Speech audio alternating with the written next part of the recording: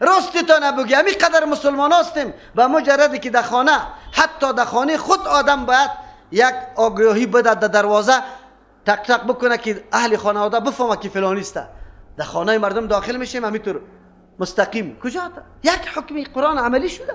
واسمع غیر مسمعین یک معنای خوب داره، بشنو، واسمع بشنو، از ما بشنو، غیر مسمعین گپی مخالف در گوشت نبیه، همین رقم باشی. اگر کسی ما کم بگیره اینی مانا را میکنه، میگه ما گفتیم که بشنو گپی مخالف در گوشت نبیه، لیکن اصلی مقصدشان چیست؟ واسمع بشنو غیر مسمعین گوشت کر شوه. واسمع گپی ما را بشنو خو غیر مسمعین گپی تو شنیده نمیشه.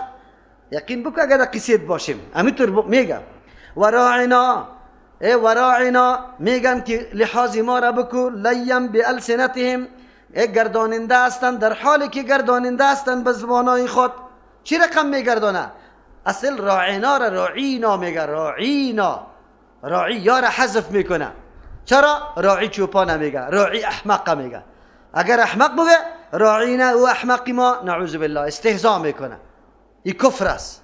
یا راعینا مانا چوپانی ما بیادبی میکنه در شان پیغمبر صلی الله علیه و سلم. این مردم ها در نشست و برخاست با پیغمبر اخلاص نداشتن. همین نشست و برخاستشان خالی از استهزا و توهین و تحقیر و گپان است. یا است که راعینا چی مانا؟ این نگابانی ما مردم در شرک واقع میکنه که مردم بگوه که پیغمبر نگابان است. حالی در شرک مردم واقع نکرده. از اولیاء مردم چی جور کرده؟ او قدر صفت به الله ثابت نمیکنه که به قبرها مردم ثابت میکنه. تمام روز تی پیش داغ است، خب وقتی در پالی قبر میرسه کپ گل میکنه. از الله زیاد میترسه از قبر. اینطور مردکه میمورم ملاسف جنازیش میخونه. خطالی را به الله عقیده نداشت، از الله نمیترسید، از قبر میترسید. معبود یزی قبر بود. و طعنا فی الدین، طعن میزنن در دین، هر روز عیب میلگانن به نسبت دین، شبهه را پیدا میکنه در دین. نمیبینی امروز چی حال است، چی سر و صداست؟ هل از زن در جامعه مسلمانان محکوم است، حقوق بشر پایمال است، تمامی اعتراضات و انتقادات است. مردم ما برش چاپلوسی کرده رویسته که بله ترمیم میکنیم، قانون ترمیم میکنیم، قانون ترمیم میکنیم. میا پشتی سر که کسی حکم به ما انزل الله نمیکنه حالتش چیست؟ طاغوت کی را میگه؟ ولو انهم قالوا سمعنا، الله متعال میگه چقدر یا خو اهل کتاب بودن، موضوع را میدانستن، حقانیت نبوت پیغمبر علیه الصلاه و السلام بالکل یاد داشتن، میفهمیدن. ولو انهم قالوا، اگر یا میگفتن سمعنا شنیدیم، یعنی گفتاری تو را شنیدیم، و اطعنا مکمل فرمان برداری کردیم. ای تو فکر بکن که ما وقت عملی کردیم. واسمع میگفتن که بشنوی پیغمبر علیه السلام سخنی ما را، وانظرنا بر ما نظر بکو، تعلیم بده مسائل ضروری دینه بر ما. الله چی میگه؟ لکان خیر اللهم، بود برایشان خیلی بهتر از او سخنای سابقشان که به گمان خود گفتن. نعوذ بالله. یا برای متاع چند روزی دنیا آمدن پیغمبر علیه السلام فریب میده، گپای غلط میزنه. چرا؟ به خاطری که امیر ریاست و حکمتی که فعلا براشان حاصل است از دست نروه. اگر مسلمان شوه در اسلام خو این جادوگری و این نعوذ بالله پیری و مریدی باز وجود نداره، کلگی پابند نظام الله میشه. نه، یا این گپا را ریشخندارش شروع کرده بود. لکان خیر اللهم، بود برشان بهتر، و اقوم خیلی درستتر، یعنی با شرع برابر بود و سبب برابری خودشان میشد. ولکن لعنهم الله، لیکن الله از رحمت خود یارا دور کرد. چرا؟ بکفرهم، بسبب کفرشان. فلا یؤمنون الا قلیلا، پس ایمان نمیارن مگر خیلی کم افرادی از یا یک گناه دیگه گناه را جلب میکنن. از یکی یا این کار میکنه، از حقیقتات چشم پوشی میکنن، نمیپذیره. این سبب لعنت الله شده، لعنت الله سبب شده که ایمان نصیب از یا نمیگرده. چرا؟ کسی که از رحمت الله دور شوه او به سعادت و نیکبختی کی رسیده میتونه؟ و بزرگترین سعادت و نیکبختی ایمان آوردن است، صحت عقیده است. قرآن بر ما میگه که صحت عقیده بهترین نعمت است و این به رحمت الله حاصل میشه، و رحمت الله به تابعداری کتاب الله و سنت رسول الله حاصل میشه. اگر کسی از این کار میکنه رحمت الله سرش نمیاد، که رحمت الله نامد امون نعمت بزرگ صحت عقیده هم نصیبش نمیشه. امروز ببینیم امون مردمایی که تکبر میکنن، نعوذ بالله، خود کلان میتراش از درس قرآن کریم، عقیده صحیح برش نصیب نمیشه. الله متعال همیشه او را غلام و چی نعوذ بالله کنیز گردانی در دربار پیرا، سجده در پای پیرا بکنه که تو باش در روز قیامت بازی پیر رو نجات داده میتونه یا نمیتونه. در کتاب الله متعال نمیشینه یک دقیقه و توانش نشستن هم نداره. چرا؟ کتاب الله و حقیقتا را بیان میکنه که مثل بم اتم وارد در فرق سری از او میخوره، کارایی را بیان میکنه که او انجام داده. از او خاطر واد ترجمه توان مقاومت نشستن این ترجمه را نداره. چرا؟ به خاطری که او صفتایی را داره که قرآن بدیش بیان کرده. یا ایها الذین، تاریخ هم شاهد شد. قرآن وقت 1400 سال پیش گفته بود که یا زیاد ایمان نمیاره. در بین یهود مسلمان ها خیلی کم است، بسیار کم. اما نصارا زیاد مسلمان میشه. همیانی در دنیای غرب همویی که خود نصرانی میگه و زیاد مسلمان میشه، اما یهود مسلمان نمیشه. یا ایها الذین، مسئله سومشان است الله تهدید شدید یهودا میکنه. دو قسم تهدید. یا ایها الذین اوتوا الکتاب، کسانی که براتون کتاب داده شده، لایق است که کتاب سرچشمه هدایتتان شود، سبب نیکبختی و منزلت و مرتبه و عزتتان شود. با پیروی کردن از به یکی را به مردم تعلیم میداده، حقی کتاب ادا میکرده، وفادار به این کتاب میبوده، لیکن شما از کتاب استفاده سو کرده. ای کسانی که براتان کتاب داده شده، آمنو ایمان بیاره به ما نزلنا، به او کتابی که ما به تدریج فرو فرستادیم، قرآن کریمه، مصدقا لما معکم، که موافق است برای اون نشانه هایی که معکم امرای شماست، مکمل. مصدقون که تایید کننده است لما، برای او کتابی که معکم امرای شماست، مصدقا لما معکم، که تایید کننده است برای او مضامین اصولی و عقیدوی معکم که امرای شماست. من قبل ان نطمس وجوها، پیش از اینکه ما محو بکنیم وجوها روها را، فنردها، باز بگردانیم روها را علی ادبارها، در پشت سرشان. قبل از اینکه حالتی بیا که رویتان در پشت سر بگرده. دو معنا داره. یک معنا پیش از اینکه رویایتان تمام اعضایی که در روی است، بینی، دهن، چشم، ساختمان روی محو شود، سپل شطور بگرده، مثل چی واره؟ مثل پشت گردن واره، همین طور صاف شود. قبل از این باید شما ایمان به این کتاب قرآن بیاره. چرا؟ عامل ایمان آوردن موجود است در کتاب شما. کلی همین نشانه های حقانیت قرآن ذکر شده. چطور شما انکار میکنی؟ چرا از این دیگه طرف میشه؟ الله اکبر. الله متعال چقدر وعید شدید برای یهود میگه. چرا؟ به خاطر که آن چیزی که در کتابشان ذکر است سر از او عمل نمیکنه، مطابق از او یا عقیده ندارن. امروز مسلمان های ما را ملاها در مساجد جنجال انداخته سر رفع الیدین. ای ملا صاحب، اول برای ما بگو بخاری را قبول داری یا نه؟ مسلم کتابای حدیث قبول داری یا نه؟ اول سوال از پیشش بکنی. وقتی که گفت که من کتاب حدیث قبول دارم، بگفت تا وقتی که حدیث رفع الیدین از کتابای حدیث دور نکردی، من رفع الیدین میکنم. در کتاب حدیث عمل پیغمبر علیه السلام ثابت است. هر وقت که حدیث ها را از این کتابا کشیدی، باز بعد از ما مطابق از او عمل میکنیم. دین روز یهود آن چیزی که در کتابش ذکر شده بود سرش تصدیق نمیکرد، باور نمیکرد، دشمنی را شروع کرده بود با پیغمبر. امروز عالم ما با سنت رسول الله دشمنی میکنه. از یک طرف میگه من بخاری را قبول دارم، مسلم قبول دارم، ابو داود و ترمذی را قبول دارم، از طرف دیگه آن چیزی که در کتاب است نمیپذیره، رد میکنه. دی کتاب الله کی را میگه؟ ما بگیم کی مولا؟ ما میگیم که از او عالم یهود کده اینطور عالم بدبخت است. او یهود خود دشمنی خود اعلان کرده بود، تو خود دشمنی نمیکنی، تو خود میگی پیغمبر قبول دارم، سنتش قبول دارم. همونطور در زبان میگم قبول دارم، اما آلی اگر کسی آمین بزرگ گفت یا رفع الیدین کرد، اینجا یک دم لغزه میگیره.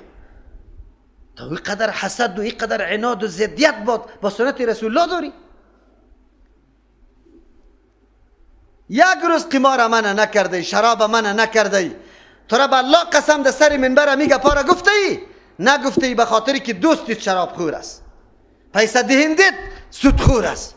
یک روزی گپارا نگفته که منکر علنی، منکر بالکل ثابت شده است، اما سنت رسول الله را جرگه میکنی، رشوت میدی، او کارا را میکنی که تو باش این مردم ما نبکنیم. به الله چی جواب میدی؟ تو همین قدر عقیده نداری که یک روز خو میرم، و الله از پیش ما در مورد نبی پرسال میکنه که و من نبیو که نبیت کی بود؟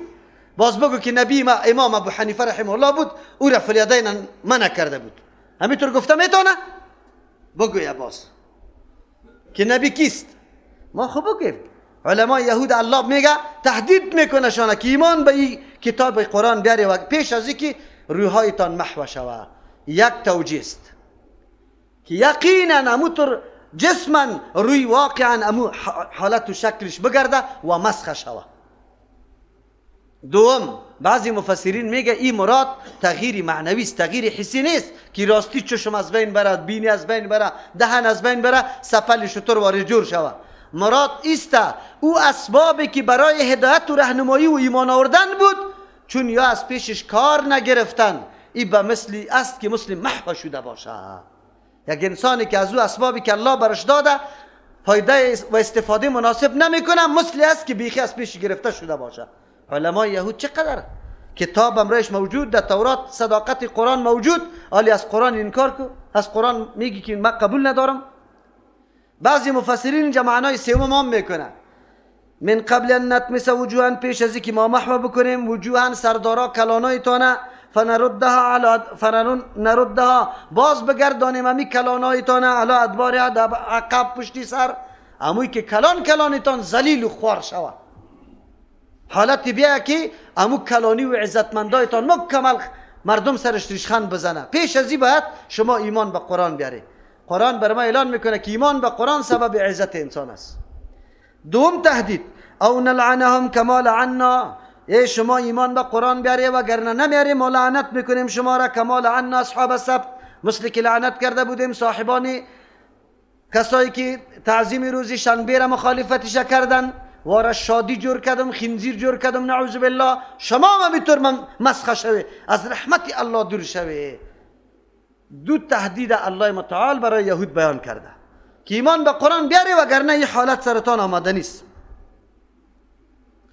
یا خو مخالفت کردن، چرا آلی مثل ریایشان مثل سپل شتر نشد، یا مثل اصحاب سبت طور مکمل مسخ شد، انسانیتشان از بین میرفت، یا حیوانات میشد.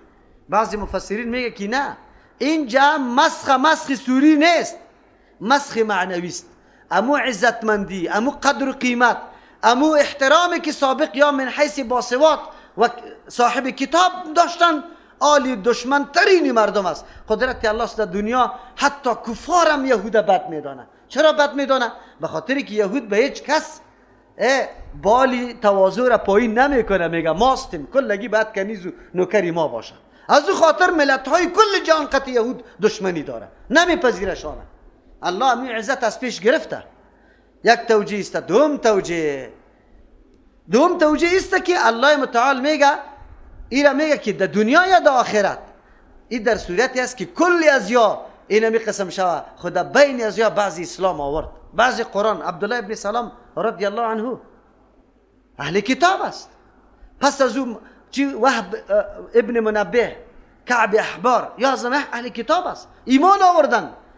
وعده الله در صورتی بود که اگر کلی از یا ایمان به قرآن نمی آوردن الله همینطور حالت سرش می آورد، اما کلی از یا اینطور نشدن، بعضی از یا ایمان آوردن. و کان امر الله مفعولا، هست امر الله شدنی. چرا؟ به خاطری که الله کدام اراده بکنه کسی هم نیست که اراده الله را برگردانه. چیزی را که الله بیان میکنی تو فکر نکنی که این واقع نمیشه، بالکل شدنی است. چرا که الله به هیچ چیز ضرورت نداره، یک چیز میگه کن فیکون موجود میشه. ان الله لا یغفر ان یشرک به. مسئله چهارم در اینجا الله بیان میکنه وخامت شرک، ضرر مهم شرک بدترین چیز است. چرا؟ ان الله یقینا الله متعال لا یغفر ان یشرک، بخشش نمیکنه که شرک کرده شود، به امرای الله متعال، و یغفر بخشش میکنه ما دون ذالک، او گناهی که از شرک پایین است، هر قسم گناه که است. خب برای کی؟ لمن یشاء، برای کسی که الله متعال او را خوش داره که او را معاف بکنه. و من یشرک بالله، کسی که شرک به امرای الله کرده فقد افترا، یقینا دروغ جور کرده، اسما گناه را عظیما خیلی بزرگه کسب کرده، دروغی خیلی بزرگه، گناه خیلی بزرگه. 4 قسم مردم انسان ها می باشه. یکی مردم هایی است که به کفر وفات میکنه، همیشه در جهنم است، هیچ کس خلاف داشت نداره. یکی او کسی است محسن است که هیچ نوع گناه نکرده، اول در جنت داخل میشه. یکی او کسی است مؤمن خواسته گناه کرده لیکن پس از او توبه کشیده، یا قطعونمو محسنین است، یعنی اول در جنت داخل میشه.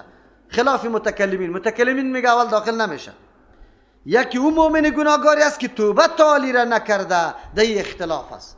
عقیده اهل سنت و الجماعت است غیر از شرک کسی که گناه کبیری دیگر را کرده در مشیت الله قرار داره، امکان داره الله معاف کنه، خلاص بغیر از توبه این امکان وجود داره.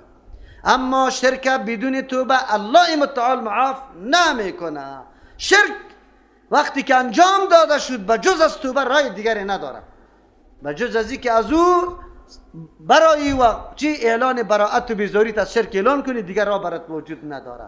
اما معتزله میگه نه، کسی که گناه کرد نعوذ بالله گناه کبیره کرد او جهنمی دائم است. خوارج میگه که هم جهنمی است، و بعضیش خو میگه که منزله بین المنزلتین است، نه جنتی است نه دوزخی است. این عقیده ازواست. عقیده اهل سنت و الجماعت غیر از شرک، اگر کسی هر قدر گناه کبیره را کرده در مشیت الله تعلق داره، شده میتونه الله معافش کنه.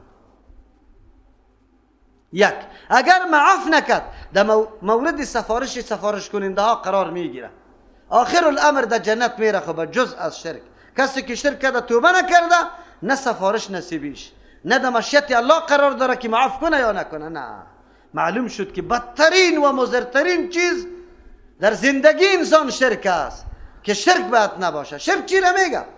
شرک ضد توحید است. توحید میگه عقیده داشتن به الله که یک یگانه است، در ذات خود، در صفات خود، در افعال خود. توحید ربوبیت، توحید الوهیت، توحید اسماء و صفات.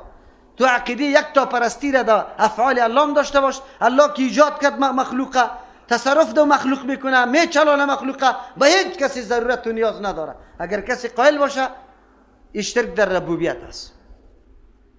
توحید الوهیت، همه عبادت ها مخصوصی الله است، دیگه کس حقش نداره. توحید در اسماء و صفات، کدام اسم و صفت که به الله خاص است در مخلوق او ثابت شده نمیتونه. شرک ضد از اوست.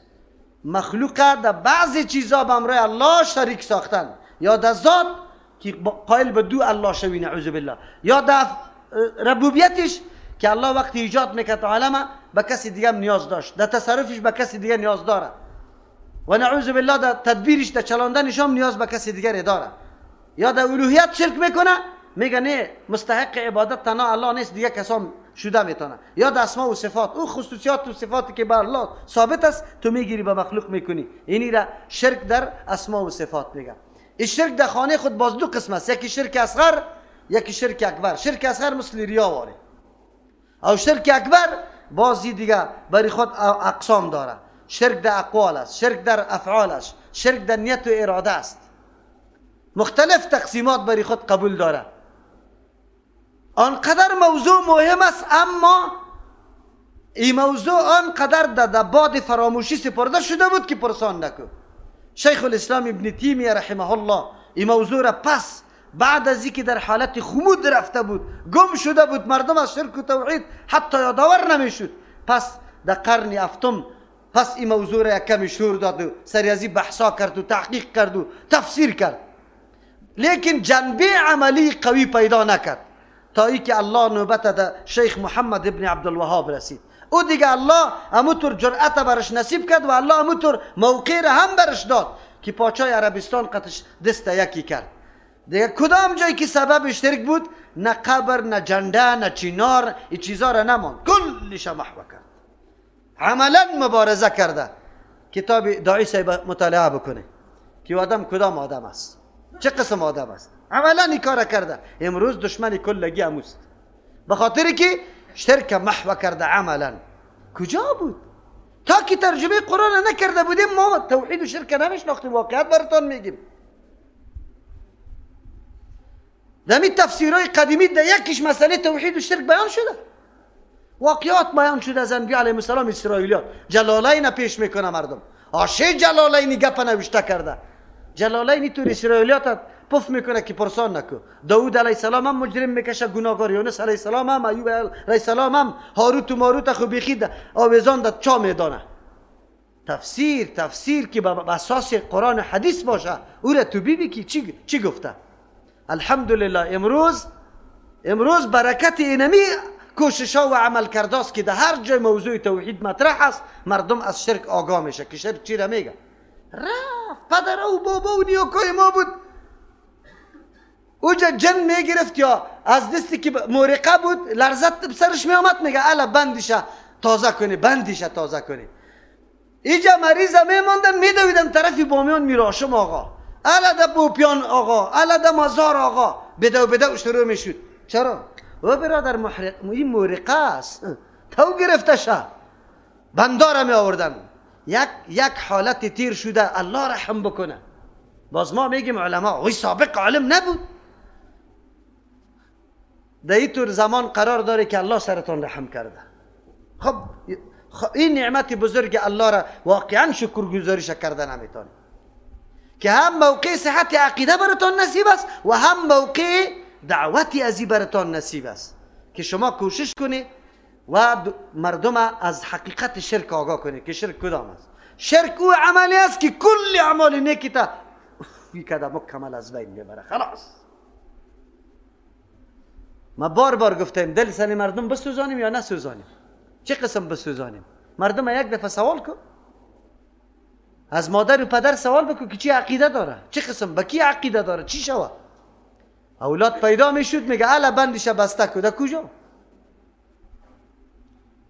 یک چینایی را کسی بندش بسته نمیکنه، او کلان میشه. یک قدر نفوسی زیاد داره چین که پرسان نکن. اونجا نه آغاز نه صاحب زاده است نه ولی زاده، هیچ کدامش نیست، کلان میشه. در افغانستان بی ولی زاده و بی صاحب زاده طفل کلان نمیشه. اوه خلاص است. اولادی ما تایبند فلان آقاست، تایبند فلان. این بندار کی بسته کرده؟ این بندار کی موقع را داده برای ازی که بندار بسته کنه یا نکنه؟ این دین است، این خرافات. عالم بسیار کم مردم، در 100% 2% مردم این موضوع در ذهنش کار کرده، متوجه شده، در دنبالی موضوع میگرده، خب خود به حقیقت آشنا میسازه. ما براتان گفته بودم که توحید تکمیل نمیشه تا که 5 دفعه ترجمه قرآن کریم شود. هر وقتی که رفتی که چنار زیارت چپا میکردی که دمی دل دینمی قدر خرخش نکد اون وقت موحد قویستی. اگر اموجم تبری تا گرفتی که وی یک کمی ضرر برم نرسم موحد نیستی، مفتو نیسته. مالک نفع و ضرر کیست؟ الله متعال است، کسی دیگری مالک نفع و ضرر نیست. ما فوق الاسباب. یقیده توحید الله متعال است. شرک قرآن بیان میکنه عاقبت شرک. شرک چیست؟ ان الله لا یغفر ان یشرک به، یقینا این برای تاکید است. تاکید مولوی سی مصطفی علی براتون باشه که جمله اسمی است و این نداره. او چی است؟ تاکیدات دی آمده. یقینا الله متعال لا یغفر، بخشش نمیکنه، ان یشرک به، که شرک امرایش کرده شوه، و یغفر ما دون ذالک، بخشش میکنه ما سوا گناهی که کم از در مرتبه پایین است از شرک، لمن یشاء، به کسی که الله بخواه. الله تهدید میکنه یهودا، مذمت یزوار بیان میکنه. عجیب است، دعواها داره که ما جنت برای ما خاص است. چرا؟ ادعای برتری یا داشتن. ما اولاد پیغمبران هستیم، ما سیدا هستیم، ما خونزاده و صاحب زاده هستیم، جنت برای ما اختصاص شده، عذاب ما نمیبینیم، 3-4-5 روز اگر ببینیم دیگر نمیبینیم. این گپای بی اساس میزد. الله متعال میگه عجیب، ادعای بی اساس ایش به درد نمیخوره. چرا؟ شما مشرک هستی. مشرک عزیر ابن الله نمیگه. ابن الله ایمان نازدانی الله است، اراده الله را تغییر داده میتونه. در این امت همینطور مردم نیستن که اولیاء را یک قدر تصرف قائل است که اراده الله را برگشتانده میتونه. در مورد شیخ عبدالقادر جیلانی چی میگه؟ یک زنی بیوک یک بچه داشت که وفات کرد، که گریان کرده رفته پیشش که الا بچه‌م وفات کرده. ارواح رفته بود بالا در طرف آسمان. یک دفعه دل یزید در جوش آمد است. عبدالقادر جیلانی که میزد صندوق که میبرد، چیز که ملک الموت زد می صندوق، امی صندوق دروازش واز شد، ارواح کلش پس رفت. به خاطر یک طفل یتیم بگوید چقدر مخلوق دیگه هم زنده شد. از این که در کفر الحاد بزرگ دیگه کدام است؟ تا امروز هم یک آواز و صدا میکنه. در مورد سنگ تراش چی واقع است؟ مثنوی شریف ذکر کرده، مثنوی شریف ذکر کرده. سنگ تراش، قصه سنگ تراش چی را ثابت میکنه؟ یک آدم برای ما آمد گفته رایی بود، باز من گفتم که یک دو دقیقه بشه که من بدی زیر بیان کنم. یک دم خیست تو ایران قبول نداری. ما گفتم اینجا خود تکذیب الله میشه که الله یک دفعه به موسی علیه السلام گفته باشه که من بخشش نمیکنم، باز بخشش کنه شه. الله دروغ گفت به موسی علیه السلام او موسی علیه السلام دروغ به الله کرد. نعوذ بالله. تو یک دفعه واقعا را بخون، واهیات است، واهیات ذکر میکنه. این قدر مردم ده قصه سه مرغ است. سابق ما هیچ قصه یک تقریر ده فیتا فروشی کسی که اگه تقریر شما ریش سفیداستی گردنتان بسته یک تقریر ده فیتا فروشی بود در مورد قرآن حدیث یا مسئله دین مداریا بود. قصه سه مرغ میگد. قصه سه مرغ چند سر داشت یک مرغ، کجا رفت، کوی قاف رفت. این کوی قافش کجاست؟ این از کجا شد؟ عجیب گپا، عجیب واهیات، عجیب. کتاب در دستم آمد، عبدغزای امیر حمزه. اوه که بخوانی که پرسان نکن دیگه که عجیب است. عبدغزا حمزه را در یک غزا کرده.